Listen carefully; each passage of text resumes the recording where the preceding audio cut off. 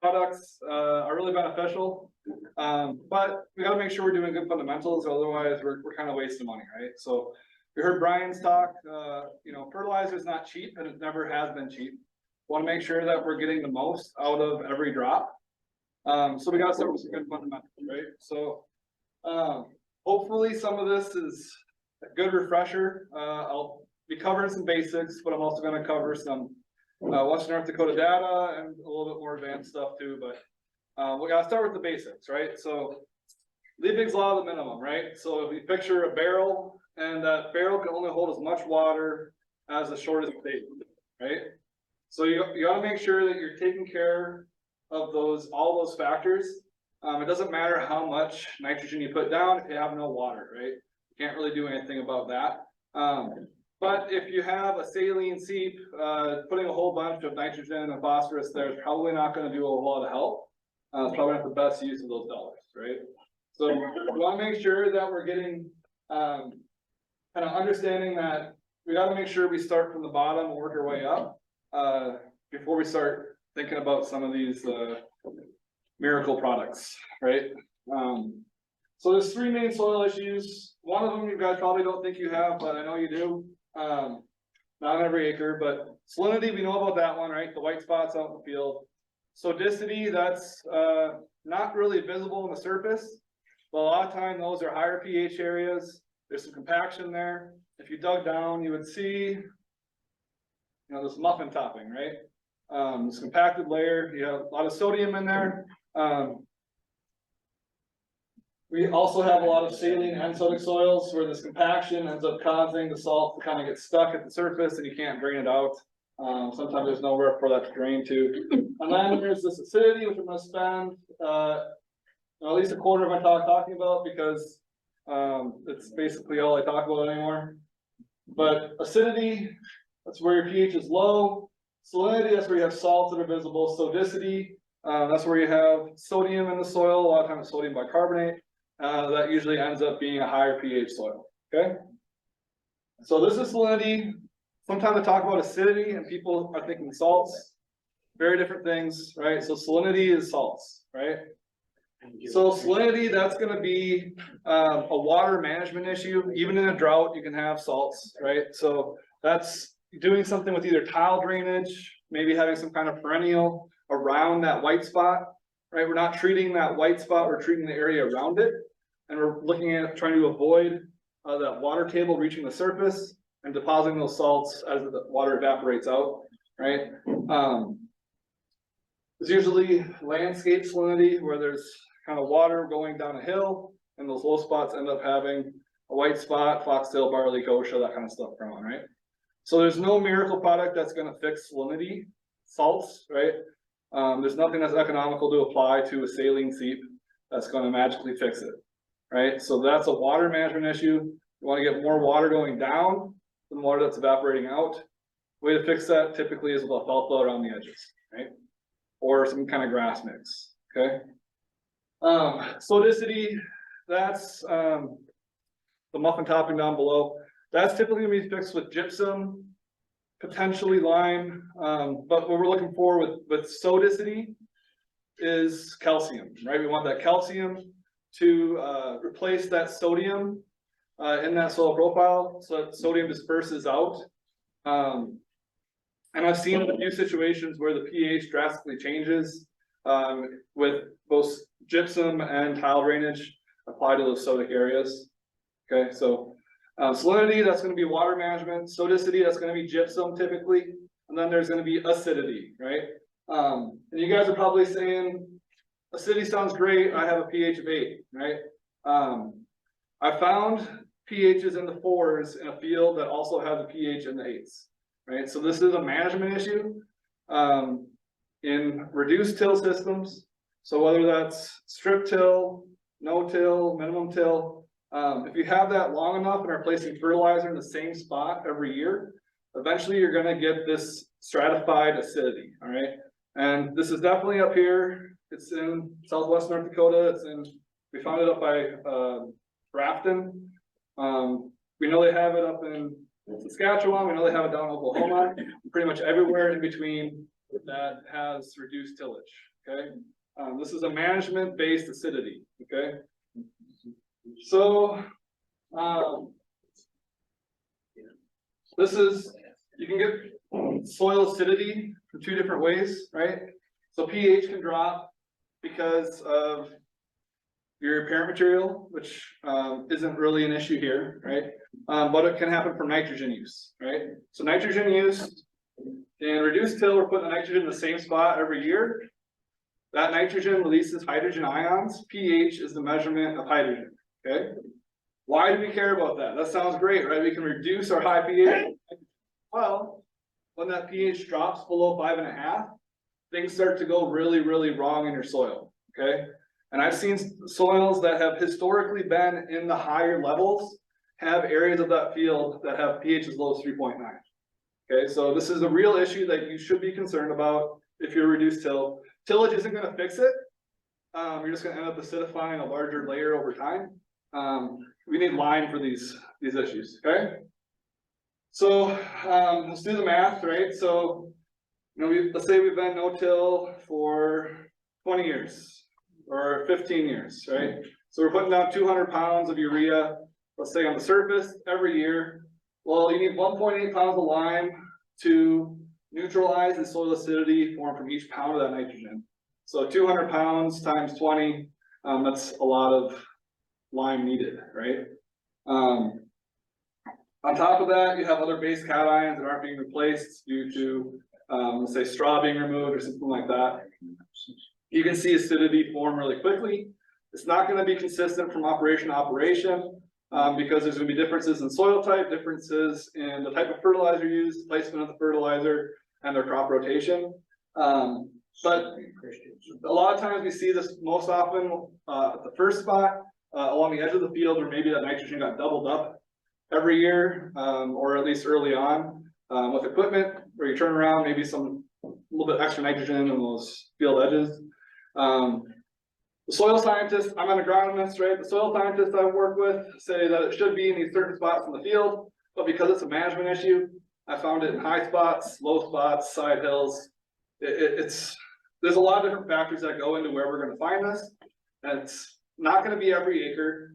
If it's just 10 acres here, 10 acres there, you know, that's not that big of a deal, but those fertilizer costs that we just looked at, if we can increase our nitrogen use efficiency or fertilizer use efficiency by 5%, you know, that saves a lot of money, right? So we want to try to pinpoint these sites.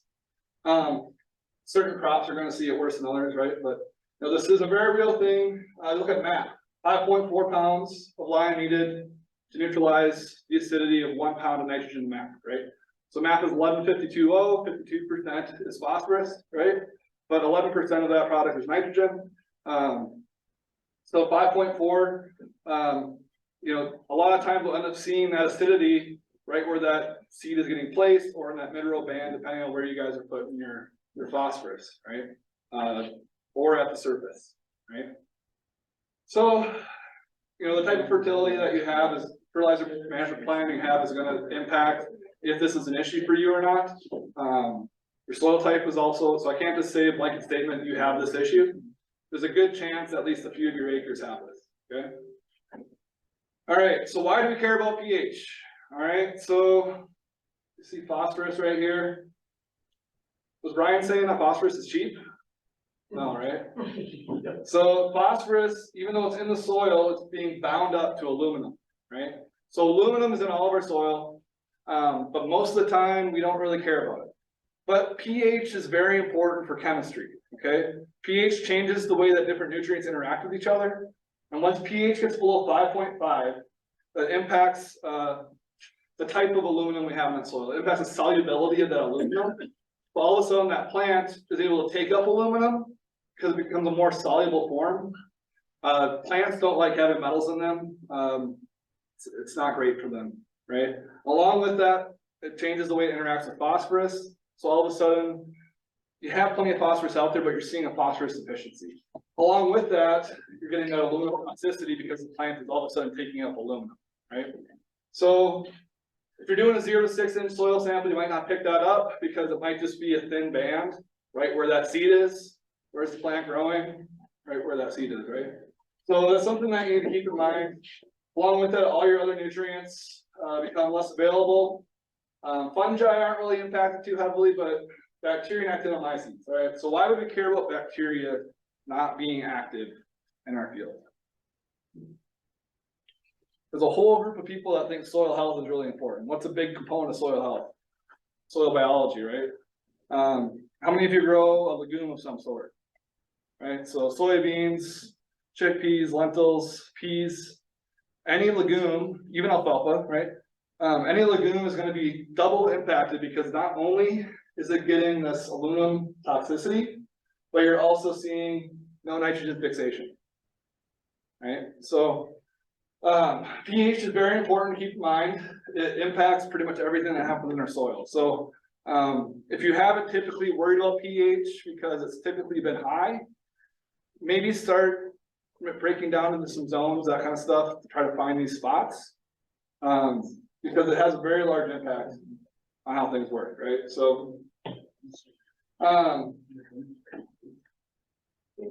you know, aluminum toxicity impacts the roots pretty heavily. The roots don't like it. It almost looks like club root. The roots get really stubby in very severe situations. Some varieties can handle it better than others. Here's a susceptible variety on the left, and then here's Lanning out of Montana on the right. Lanning is one of those varieties that it has a resistance gene for this aluminum toxicity, so you can still get good yields in this type of situation, but you still have issues with nutrients and everything else. But it's kind of a band-aid approach, right? So variety selection is an important one.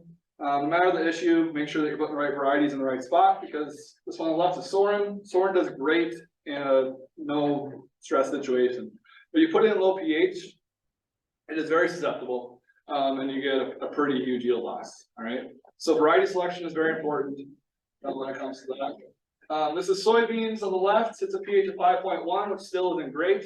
And on the right, it goes all the way down to 4.5. Right. So look at the amount of reduction there. Yep. What about if you got a pH of 7 to 7.5? 7 to 7.5 is fine. Right. 8, that's where you start to see some issues, right? So I'll get into that a little bit.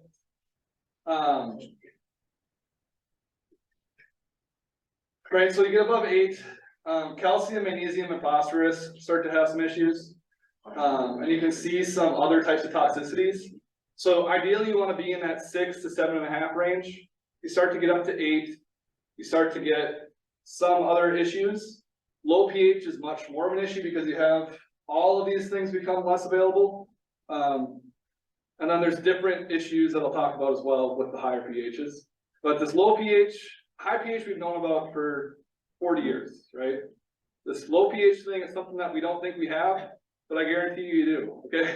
Not everywhere, but there will be some places, okay? If you reduce tillage, right? So this is a sunflower field. On the left, it's 4.9 pH in the 0 to 3 inches.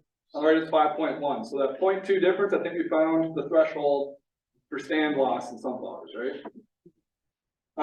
Herbicides. So soil pH impacts chemistry, right? Chemistry is applied to our fields as herbicides, right? So we got to make sure that we're paying attention to our pH when it comes to herbicide applications, because in those higher pHs, some of our herbicides don't work as well. Now, lower pHs, some of them don't work as well. In some situations, they carry over much longer than they normally would. It can cause us issues in our rotation, cause crop damage where it typically wouldn't happen. Okay? With IMIs, at a higher pH, you're going to have shorter persistence. So you're probably going to have less weed control with those IMIs. Let's say like something like Beyond, you got a clear field type situation, something like that. And might have some issues there. At the lower pH, you can see crop damage next year in some situations, right? Page 100 of your weed control guide. It should, if you don't have one, you can find this online. It's still page 100. They talk about herbicide breakdown. They talk about the different factors, not only pH, but also things like drought, right? So look at like clopyralid, for example. You don't typically have carryover issues, but if you don't have 7 inches of rain, which is very possible, in between crops, you can end up having carryover and you can have damage to your broadleaves, which will appear the next year, right? So we need to make sure that we're keeping in mind the full picture, because we want to make sure, again, that we're getting the most out of our inputs, right? So pH is something that we need to really be considering, whether it's high or it's low. We need to know where those high spots are. We need to know where those low spots are, so that we're not breeding resistance, right? So let's say we have shorter herbicide persistence, all of a sudden you have a lower dose of that herbicide out there, you can breed resistance that much faster, right? So we got to make sure that we're paying attention to our pH. So Emmys are going to be a lot lower, more persistent at lower pH. At that higher pH, they'll be less persistent. SUs, kind of the opposite, right? You have a lot less persistence at that acidity, but you're going to have potentially some damage with the higher soil pH, like talked about later. Yep. If your pH is increasing, what do you do to stem that? Yeah, so if your pH is increasing, I double check your soil sampling, because it's probably not increasing rapidly. If it's increasing, it's probably just a where you stand. The last 15 years, that it's went from 6.8 to 7.4. And have you noticed any compaction issues or salts or anything like that? Well, the higher the pH, the less crop you get. Yeah. I would check for sodicity, do a SAR test on a soil sample and do it at 1 foot lengths ideally. What's causing the increase? Just Mother Nature? It could be sodium bicarbonate with sodicity, so gypsum might be able to help with that. I don't know for sure without seeing it, but I would be soil sampling to find out, because that's really the only way to know. Things don't just change that rapidly, so it could be you sampled over here 1 year and then the next year you sampled over here, right? There could just be some differences naturally out there. pH is very variable throughout the field, but it doesn't change very quickly over time, unless there's something being added to the system, right? Well, we have 4 or 5 quarters in the same vicinity, and the one quarter over the last 15 years has continued to increase, and the others have stayed the same. Are you in what kind of tillage system are you? No-till, till? No-till, 30 years, 40 years. And what crops do you grow? Durum, canola, beans. Yeah, I would, the first thing I would run is the SAR if your pH is going up. I would find out if there's a sodicity issue, because that could be causing some compaction issues, causing it to kind of snowball that way. Yeah, I've seen slight changes in pH upwards, but most of that's usually due to sampling in different spots. I would need to look into that more. But it's going to impact your herbicides. Lower pH is going to be, again, where you're putting your fertilizer. Higher pH is typically going to be a soil profile thing, much deeper down. Okay. All right. Also, atrazine is going to be more persistent at that higher soil pH. Right. So you want maybe some of these things. It's like, great, I get higher persistence, right? But again, that can cause some issues if it's not going to be a precise. Your entire field isn't going to have a higher soil pH. Some of them might, right? But it's not going to be consistent. So you might have patches that could have issues that carry over much longer than you want it to, right? We want to be controlled out there. We want to know what we're doing and how long that product is going to last and if it's going to work, right? So we can't be relying on, well, I know my pH is higher in this field, so the atrazine should be good for a while, right? So just keep that in mind. All right, so in 2021, we did a national sunflower survey, right? And I kind of threw this in because we were out in the fields anyway. We pulled soil samples in the 0 to 3 inch zone from random spots out in the field. And we tested those. And we kind of broke it down into 4 groups, right? So the green dots, the really small ones, are pH of 5.9 to 7.2. Not really much of an issue. The yellow ones are 5.5 to 5.9 in that 0 to 3. That's starting to be an issue. And And then the orange, which we have up here in Divide County, is 4.9 to 5.5, right? So again, anything below 5.5 in that 0 to 3 inch zone, we're gonna start to see issues with the herbicides, nutrients, plant, right? Those red dots are 3.9 to 4.9, very, very low, not what you wanna see. That was mostly down in, southwestern part of the state and northwestern South Dakota, right? This was the last one we just did? Yeah, yep. So we didn't pull samples from every field, and we didn't soil sample every field that was surveyed, but, pretty much anything that's been no-till or reduced till is starting to see trends in acidity where that fertilizer is being placed, okay? Again, not every field has this, not every acre of every field. Down by my part, down by Dickinson, we've got fields where the entire field has become acidic. And 10 years ago, the pH was neutral to high, okay? So again, this is a management issue.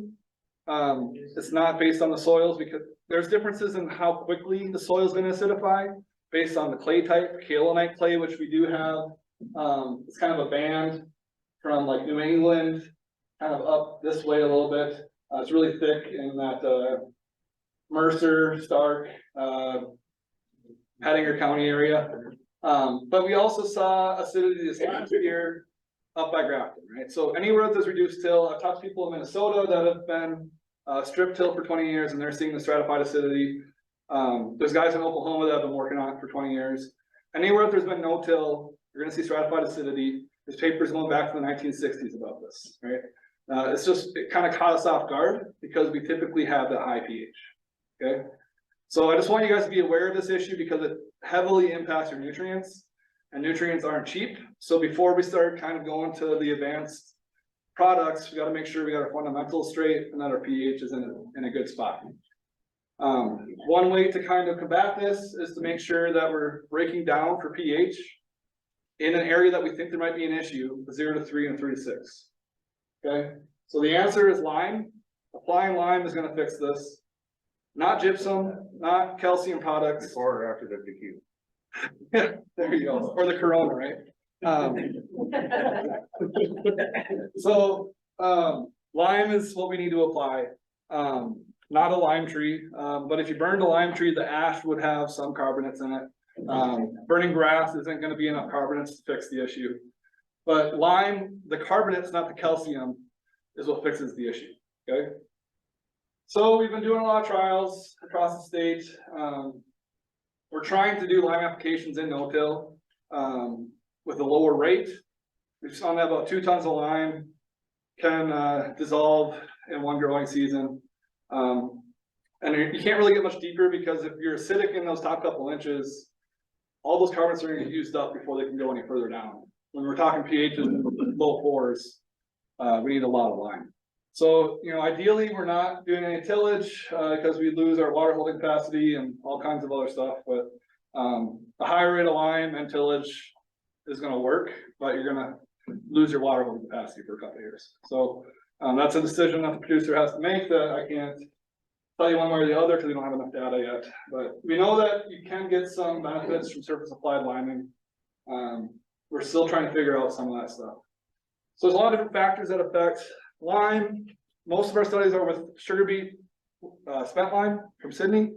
That's going to be the most economical option across the whole state, whether it's from Sydney or from the valley, just because pelletized lime is way too expensive. So at the end of the day, it doesn't matter the product as long as you're getting that calcium carbonate out there.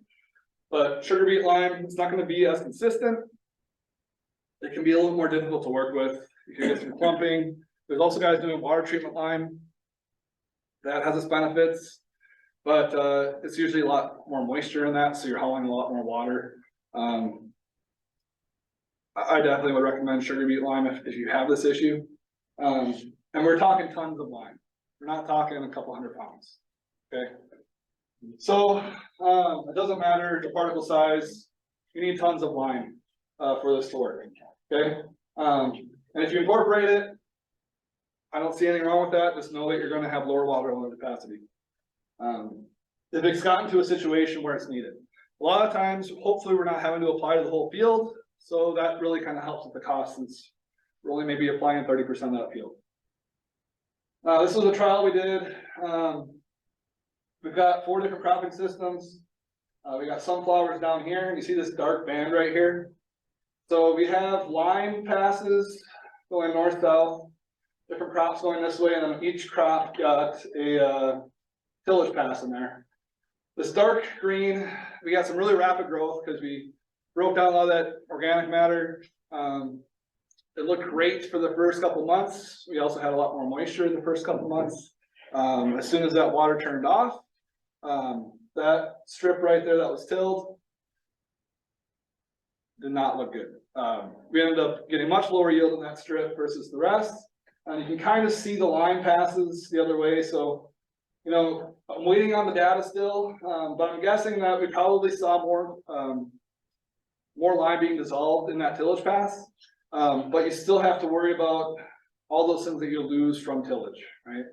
So, you know, there's pros and cons with everything, so it's a decision that the producer's gonna have to make that I can't make for you, right? We're also having a cover crop in that rotation, and we're trying to use livestock grazing to work the line in, the hoof action. That's kind of our plowing. We'll see if that works. It's gonna be a little bit harder to track, but we're giving that a try. So different crops are gonna be more sensitive than others. Durum is one of the worst crops for this issue. So if you have a durum field and you have something strange going out there that you can't figure out, maybe get an aerial image of that area and turn that into a zone and do a pH test, all right? Safflower is also extremely sensitive, barley is pretty sensitive, and then pretty much all of your legumes are gonna be very sensitive. There are differences in varieties. I've been trying to find a difference in durum. There's slight differences in the durum varieties, but all of them are worse than the worst hardwood spring wheat variety. So durum just doesn't like low pH. Okay, durum doesn't like a lot of things, but it does grow. When it grows well, it's great, right? But that's a major issue there for durum. Corn does pretty good. They were talking earlier about the new oats varieties. I'm trying to market those. Well, oats are incredible at handling low pH. Tap is pretty good as well if you can get it established. Small seed can be difficult sometimes. It can either be a great crop or disaster depending if you can get it established. Okay.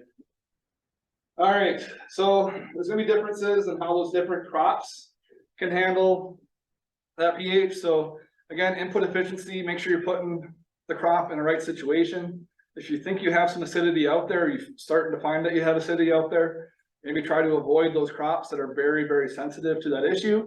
Because even if you do lime, it's going to take a few years for that to dissolve. This is an issue that was built over tens of years. It's not going to change overnight. Okay, pH takes time to change.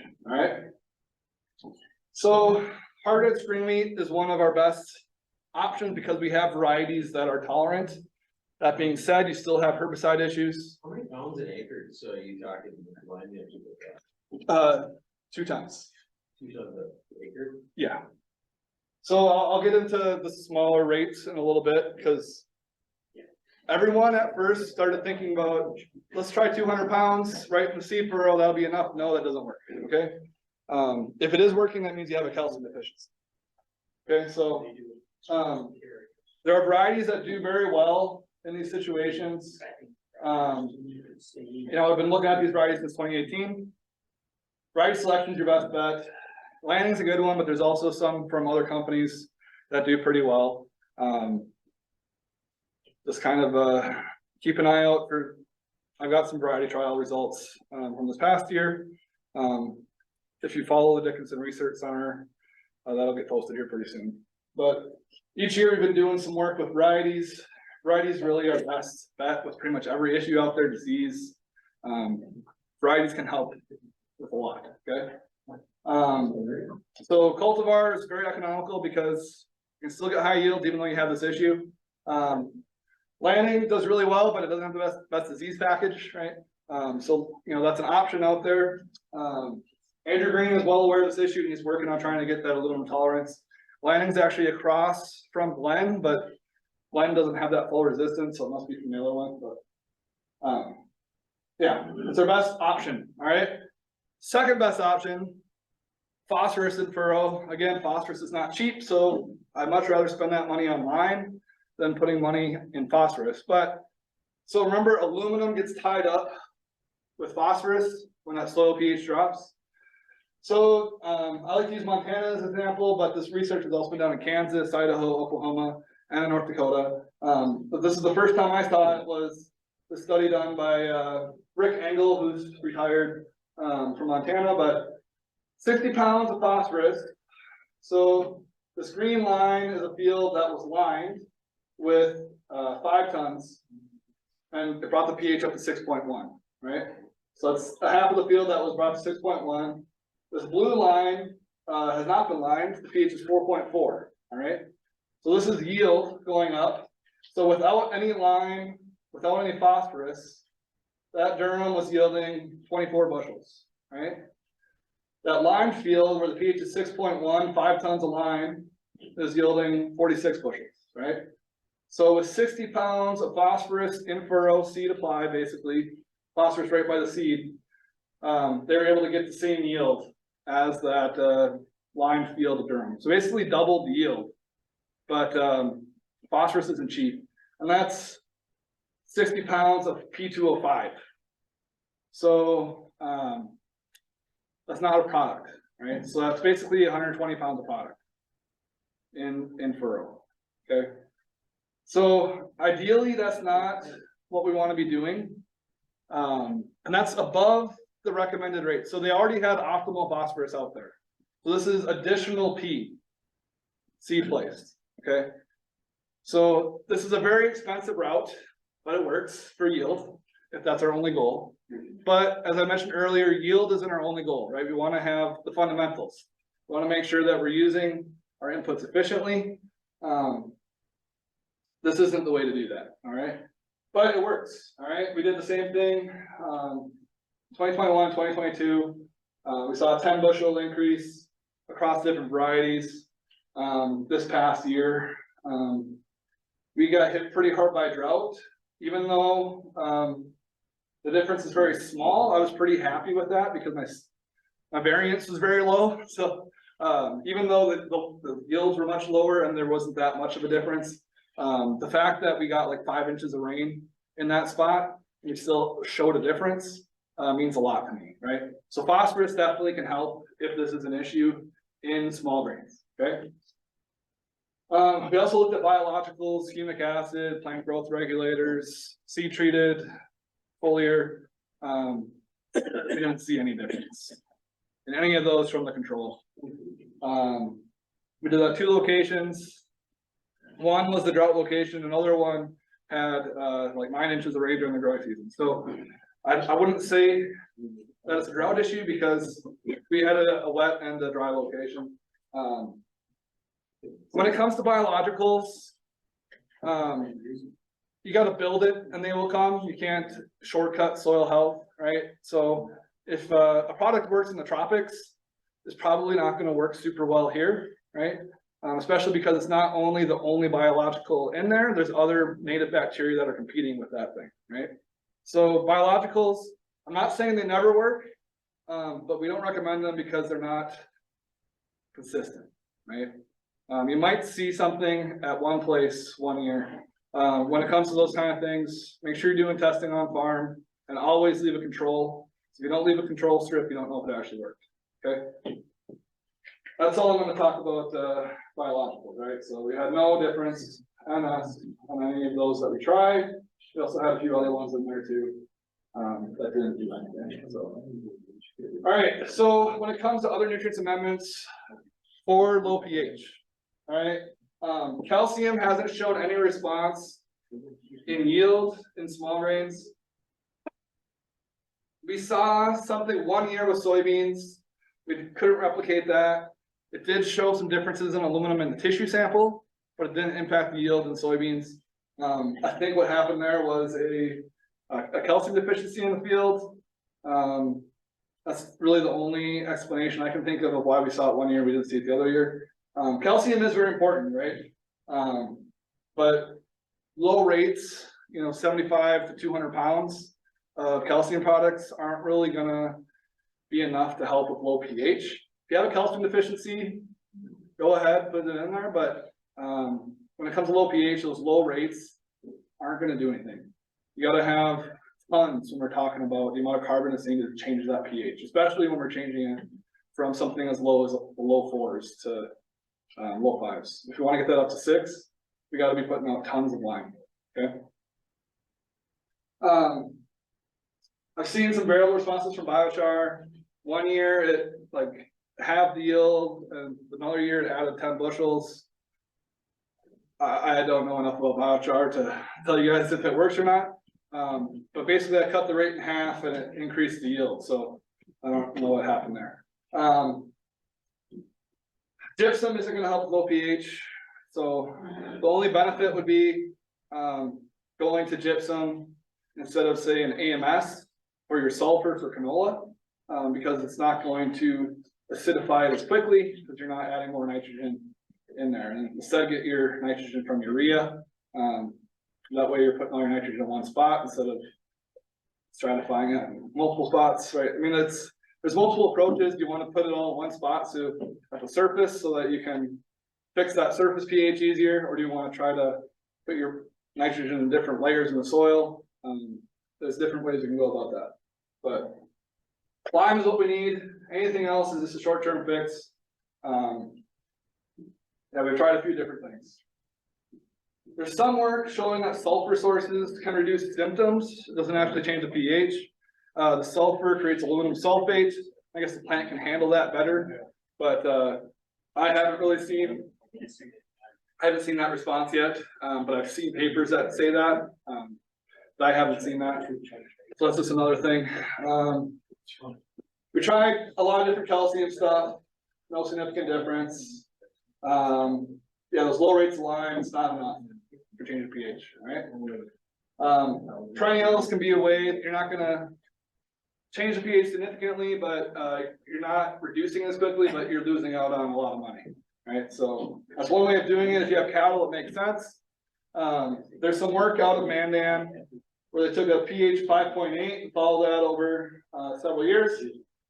Where that was continuous spring wheat, they were adding nitrogen to that system, so it acidified. That perennial forage got that deep root system, brought base cations up to the surface, and it increased the pH slightly, right? I've talked to Mark about, Mark Liebig did this, I've talked to him about it multiple times. That pH was already above 5.5. If we try to plant that perennial system at a more acidic soil, like in the low 5s, would we still been able to fix it to that degree over that amount of time? We both think it would be a longer amount of time to fix that, right? But we can see slight differences with deeper root systems, okay? And there's some work out of Montana showing there's a lot of different perennials that will work well in these low pH spots. Most of them are the same ones that do well in salty spots, so like western wheatgrass, intermediate wheatgrass, tall wheatgrass, that kind of stuff, okay? So if you want to learn more about that, look this up. It's important for a lot of things, all right? So sample 0 to 3 and 3 to 6. Not 0 to 2, we found that 0 to 3 is more accurate across multiple locations. It's going to be wherever your nitrogen fertilizer is being placed. And we found that it's typically a little bit below where you think it's going to be, okay? So if your pH is dropping below 6, in that 0 to 3, start to consider liming. You don't have to do it right away. If it's in that 5.9 range, you're probably fine for at least a while, but you definitely want to be tracking that. We're looking at a minimum of 2 tons. We still got this kind of research takes time because this isn't a quick fix. So we're still working on that recommendation. It's looking like we're seeing some slight differences at 2 tons in certain soil types at certain starting pHs. So kind of a minimum is 2 tons. Below that doesn't seem to be very effective. Anything below 400 pounds is completely ineffective at changing the pH. All right, so just kind of be aware of that surface pH when making herbicide applications and your fertilizer recommendations, okay? All right, so again, we got the pH here. So above 8, we start to see some issues with boron, copper, and zinc. Aluminum doesn't really impact us until it gets below 5.5, right? Rhizobia don't really care, fungi don't really care about higher pHs. And most of our main fertilizers are okay for the most part. You start to see some issues with phosphorus and calcium bind together, and you start to see some issues with nitrogen once you get above that 7.5, 8, right? So again, you don't want to be just throwing more nitrogen at the problem, so try to find these issue areas, whether it's a high pH or low pH. If it's a high pH, I would definitely consider an SAR test for sodium absorption. So it's not salts, it's sodium. So sodicity in that soil can definitely have an impact, and that's where gypsum could potentially help you. Just you need somewhere for that to drain if possible. But yeah. So I was at the Egg Vice meeting, what, a week or two ago? And Yep. they were talking about that picture you had of sunflowers.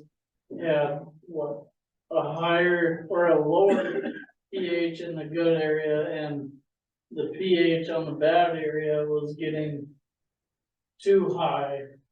Would it be, yeah, would it be, So they were both low.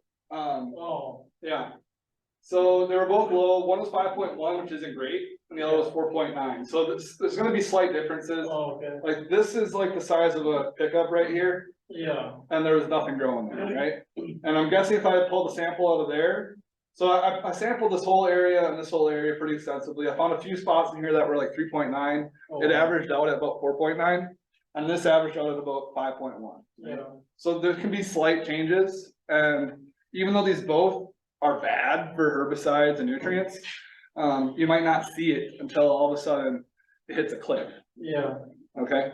I guess what my question is if you have high pHs going higher, say 7.8, 7.9, would it be a decent short-term idea to put elemental sulfur down?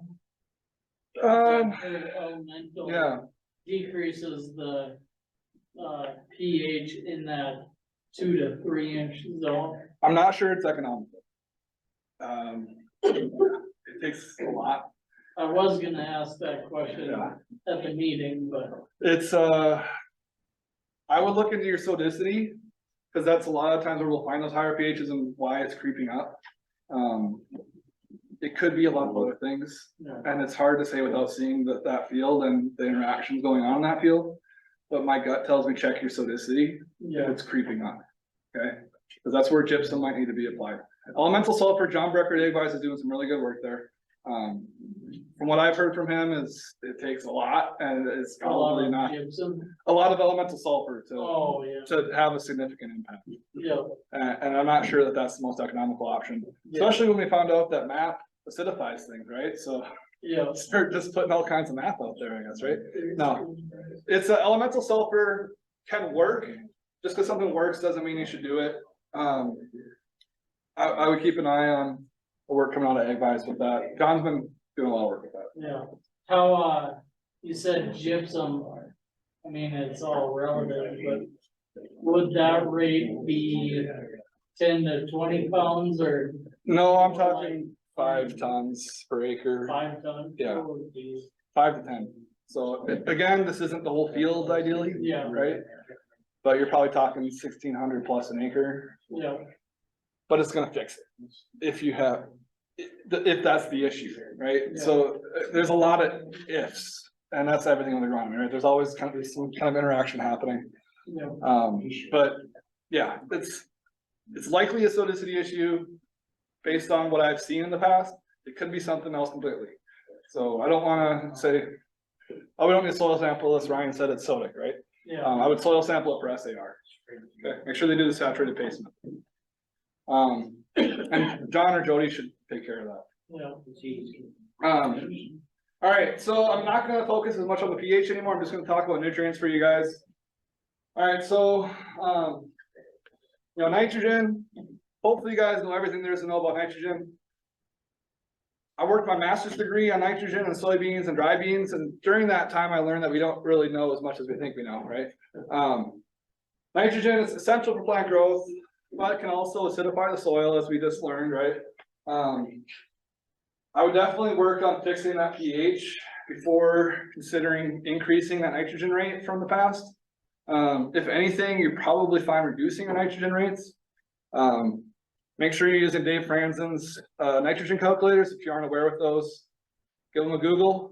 They do a good job of considering economics into the situation. And phosphorus. When it comes to pH, I would just, a lot of times it'll show up as a phosphorus deficiency. So don't go adding more phosphorus, because that's not the reason we're seeing that issue. Potassium, you might see some deficiencies there in low pH, because that aluminum can compete with the potassium.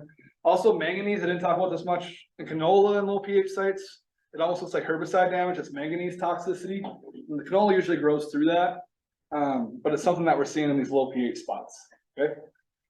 All right, so nitrogen, the nitrogen cycle is constantly moving, right?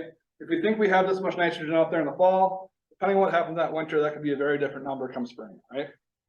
If you're talking about something like a urease inhibitor, make sure you're only really using it on the surface because it's kind of a waste of money in the soil. Nitrification inhibitors is what you should be using in the soil. I'm going to try to, I think I spent too much time on pH, so I'm going to try to kind of cut through a few of these. Nitrogen, hopefully you guys kind of have some stuff figured out with nitrogen, but make sure you're soil sampling out there and doing your best, because there's usually a lot of loss in our cropping systems when it comes to nitrogen, okay? Sulfur, I would put that just as important as nitrogen, right? And sulfur also moves a lot, right? So nitrogen and sulfur are some of our most soil mobile nutrients, okay? A lot of our fields in the state are sulfur deficient. Sulfur is very important for your plant's ability to use other nutrients. So make sure that you're getting some sulfur out there. I kind of mentioned this earlier, some folks have been moving from AMS to gypsum as their sulfur source. It's not going to be as immediately active as that sulfur from AMS, but if acidity or reduced till is what your program is, trying to find ways to use less AMS, gypsum is one way to do that when it comes to something like canola. Something to consider. I know guys have been trying that, and I haven't heard anything bad about it yet. So, yeah, sulfur can also reduce pH, but we're talking a lot of sulfur. So, and again, pH change isn't something that happens overnight. So if you are seeing a lot of variation year to year, maybe try to pinpoint your soil sampling locations a little bit better, because you might be sampling in some zones that have very different makeups, okay? How much sulfur would it take to lower pH from 8 to 7.5? There's a couple different variables there. I can't tell you off the top of my head, but it would be a lot. John Brecker, I think, was it the summer newsletter or the winter newsletter? He had an article in there about it at AgVice. I can't tell you off the top of my head right now, I'm sorry. I can look it up if you want me to later. Okay, I'm just curious, I'm sure you don't want to do it in one shot, but I mean. No, and there's gonna be variability between soil type, weather, and cropping system as well, right? But I wouldn't rely on sulfur for bringing your pH down. It could be part of the system, but again, when we're talking about pH change, we need tons of these products to have an impact on pH, because pH is like the master switch of the entire chemistry set that is the soil, right? So it takes a lot to move it, and usually it's a time related thing, right? I don't think it'd be a very quick fix either. It'd be a lot of sulfur. Yeah, so sulfur can have an impact on pH. Elemental sulfur, I really don't like it, but it does have some benefits. It's just not the most economical way to reduce the pH. I would make sure you're looking at the full system and seeing what's causing this increase in pH and try to get to the root of that. A lot of times that's sodium. But I haven't done a whole lot of research into that other than a trial like 4 years ago. So calcium, it's very important for how the plant health is impacted and the plant's ability to kind of overcome some issues. Clay type is gonna impact your calcium needs, a 2-to-1. Clay is gonna require more calcium than a 1-to-1. Clay, and most of our clays are 1-to-1, but there are some 2-to-1s. As that pH decreases, higher calcium concentration is needed to maintain root growth. There's also some issues happening with the plant just being blocked from taking up calcium. So lime's gonna help pH because of the calcium. It's the carbonates in that lime that's doing the fixing. But if you haven't checked your calcium lately and you've been harvesting everything off and not returning any calcium, there's a good chance you might be calcium deficient. I would look into that if I were you, unless you're farming on pure limestone, which is definitely possible too. But probably not on every acre, right? So calcium is something to consider if you haven't applied it in a while. Zinc, right? So that's going to be important for plant hormones. A lot of those things that are important in seed development. Copper, iron, and manganese can inhibit zinc uptake. So when we get to the micronutrients, it's kind of a balance. And there's going to be a lot of variation from field to field.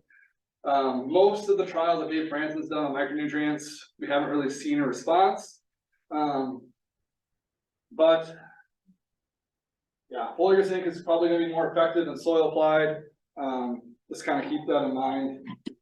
Boron, it's really important for cell walls, which again has an impact on plant health. Liming and acid soil can actually reduce boron availability temporarily. It'll come back, but you might see a deficiency there. Then both calcium and boron interact. That's why we would see that issue from liming or potentially from something like gypsum, right? Those higher rates. But with the higher calcium amount, the plant can tolerate higher boron. So there's a benefit there, all right? And boron deficiency is often associated with dry weather. We've had plenty of that. Copper.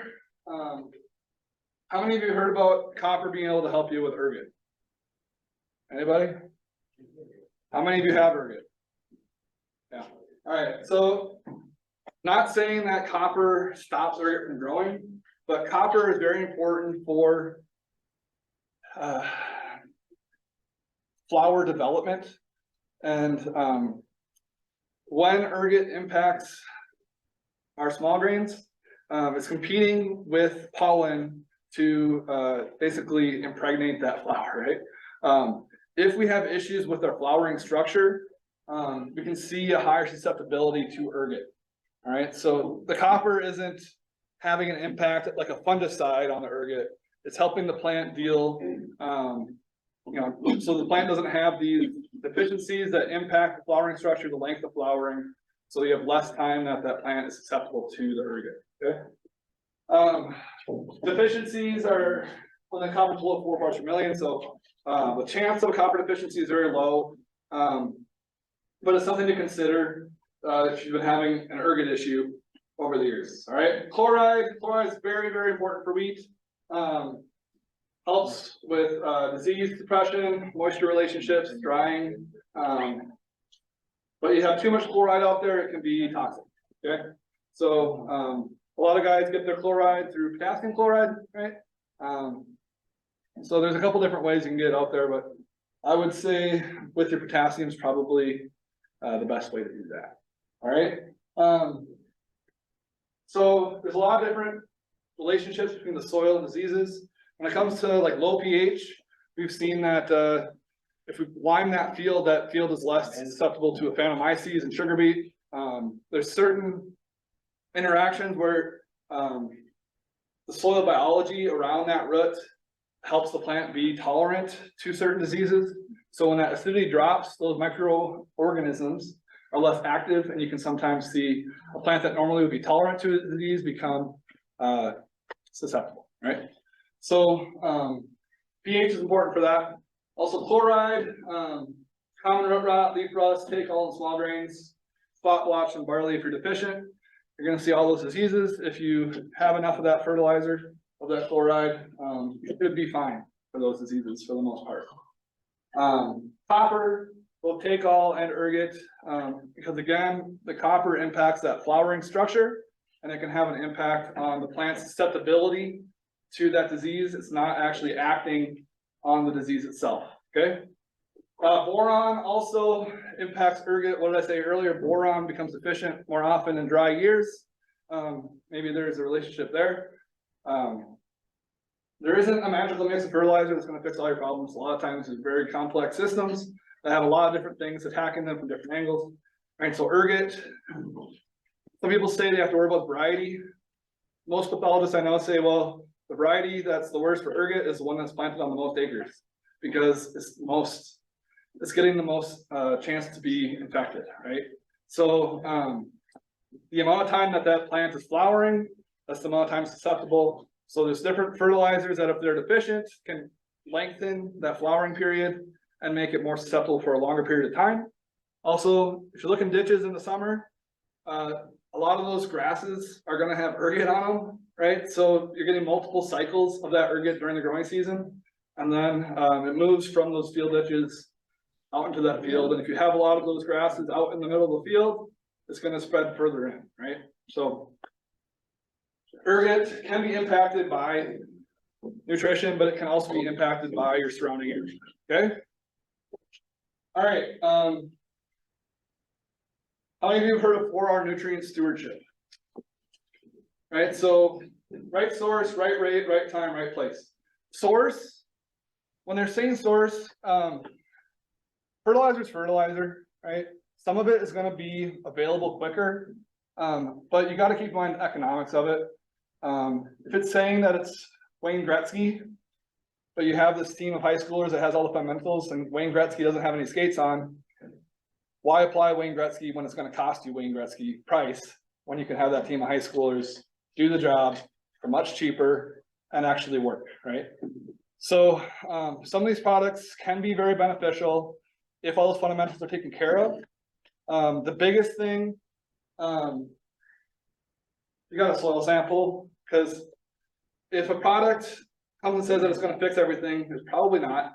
And second, if it's not being used in places that commonly have this issue, maybe ask yourself why. You know, there's some products that aren't really useful for what they're saying it's useful for. There are some products that are very useful, but not in every situation, okay? So just keep that in mind. Right source is important, but a nutrient's a nutrient. Make sure you're thinking about the economics of it. Timing is important. Right place, consider where those plant roots are. Most importantly, consider, is this nutrient mobile within the plant or is it immobile in the plant? If I'm applying this as a foliar, is that gonna move in the plant to the upper leaves or potentially into the grain? Or is it gonna stay in that part of the plant, right? So the nutrients that move inside of that plant are gonna be nitrogen, phosphorus, potassium, magnesium, and sulfur, right? There's other ones that are either immobile or mostly immobile. And that's where the timing is really important. If you're doing a foliar application on any of these, make sure that you're doing it like the flag leaf or anything that's as close to the heading as possible. Because some of these aren't really gonna move in the plant, and applying them early, foliarly, isn't really gonna help you very much. So things like calcium, iron, zinc, copper, manganese, boron, and molybdenum are not going to redistribute from the older tissue up to that newer tissue. I'm not saying they're not going to work foliarly, but you got to make sure you get that timing right if you're doing that. And maybe if you're doing foliar applications, kind of focus in on these plant mobile nutrients. So I guess any questions about this plant mobile versus immobile? So I'm not saying that they don't move at all within the plant, but not to an economic level, okay? All right, and then, you know, environment, we're not applying this in a vacuum. There's gonna be interactions with moisture levels, with your soil type, equipment management decisions. We're not working in a vacuum. Just because something works in one spot doesn't mean it's not gonna work or will work in a different area. So the biggest thing you can do is set up strip trials in your own fields. Use each growing season as a learning opportunity, because I can go up here and tell you all kinds of cool stuff I did down in Dickinson, but if it doesn't work for you, it doesn't matter, right? But at the same time, the fundamentals are usually the same across everywhere, right? So make sure that you're keeping that environment in mind. Make sure that if you're doing a new product, that you have some kind of control out there, a strip where that has been applied. And don't try 10 new products at once, because then you don't know which one worked, right? All right, so pH is low, what do we do? Lime, right? If you have white spots out in that field, talked about this right away and didn't really talk about it again, what do? Control around it with some kind of deep rooted perennial, right? There's no product that you can apply to salts, right? So it's gonna be the white spots in the field. How about if you consistently have ergot? There's a lot of things you could do. It could be copper, it could be boron, could be just high pressure from the weeds around that field. There's gonna be differences in variety each year because there's gonna be differences in flowering length, right? But look into your copper, look into your boron. If you're consistently having ergot issues, it might be a nutrient thing, but it could also just be very high pressure, right? All right, I tried to cover everything I could. I might have gone a little, did I go long or not? Okay. All right, any questions?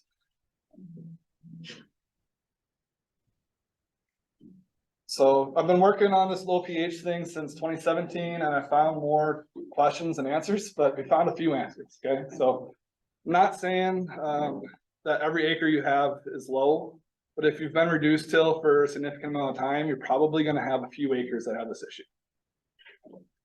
Potentially more than a few acres. What is the price of that lime per ton? Yeah, so it's probably cheaper up here because you're a little closer to Sydney. But it's about, last I checked, it was like $45 a ton haul. It's free from Sydney. You pick it up, so you're just paying for trucking. And then if you have a manure applicator, you can apply it with that. This is not going to be super consistent. There are specialty applicators for lime. But since it's not something we've really ever had to worry about, we don't really have infrastructure built. But the sugar beet lime is free from the sugar beet facility in Sydney. You just have to pay for trucking, which is not free, right? There is pelletized egg lime. It's just very, very expensive. Last I checked, it was over $300 a ton. And when we're talking at least 2 tons per acre, that can add up pretty quick, right? So, down by me, there's a few guys that own a decent amount of acres that have been applying a lot of lime. But most of those rented acres, they've been doing those Band-Aid approaches because we just haven't found that happy medium of who pays for that lime, the owner or the producer, right? So, but yeah, something to keep in mind that you might have these issues. If you're kind of seeing some weird things and you got Durham in your rotation, it's going to show up in Durham. If you're seeing barnyard grass, green foxtail, that's another indicator. Has there been any work as to chloride levels? If your chloride levels are higher, you won't get as much disease or? Yeah, chloride, if you go higher, it's toxic. There's a kind of a happy medium. So that's where soil sampling really comes in and maybe tissue sampling even. Chloride can help with root rot, leaf rust, and take all, right? So a lot of, your early seedling diseases and then also some of the rusts, so. What about tan spot? Not that I know of. Your best bet there is gonna be fungicide and variety selection. Yeah, varieties is the best way to take care of most of our issues. But at the same time, we're not just dealing with our crop, and we're not just dealing with the soil. It's an interaction, right? So we want to make sure we're using those inputs as efficiently as possible. At the end of the day, fertilizers. So if it's cost effective and you're getting the right amount of product out there, go for it. But make sure you know what the other options are for those fertilizer sources.